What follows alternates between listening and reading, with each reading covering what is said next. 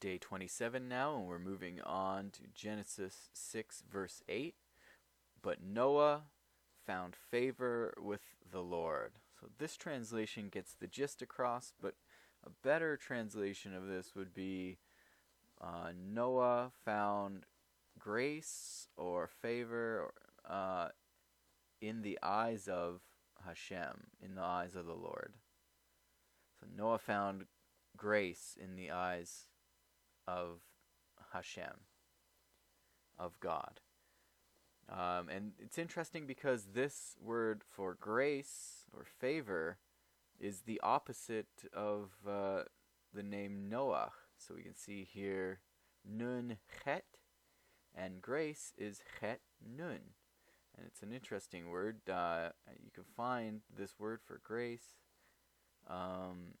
66 times in the entire Hebrew Bible, and it's almost always followed by grace in the eyes of, or grace in your eyes, as down here.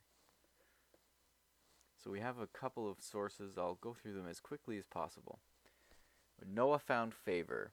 If Noah had remained among his contemporaries, he too would have been corrupted. Thus Hashem destroyed the entire generation only to save him. If, on the other hand, there had been no righteous person, the world would have been spared. For Hashem only performs cruel acts if they will produce a positive result.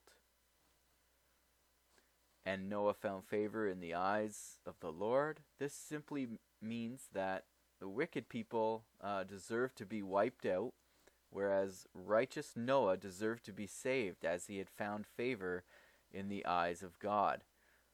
All the Torah does here was to explain the principle of reward and punishment. And this is also what Solomon had in mind when he said in Proverbs 22:1, "A good name is to be chosen rather than riches. Grace is better than silver or gold." And it says here, he found favor due to good deeds performed by him. The Torah uses the same expression in Exodus 33:17 when God tells Moses that he had found favor in his eyes. His deeds had been pleasing to God.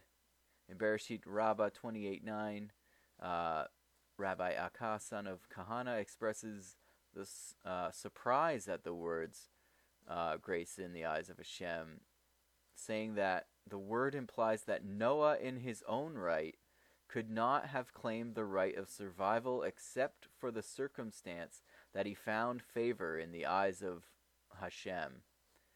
God had to search for a reason to let him survive. And he says here in the editorial, he bases himself on the whole verse being superfluous, as Noach's merits are discussed in the following verses. So these good deeds are likely what found Noah favor with God.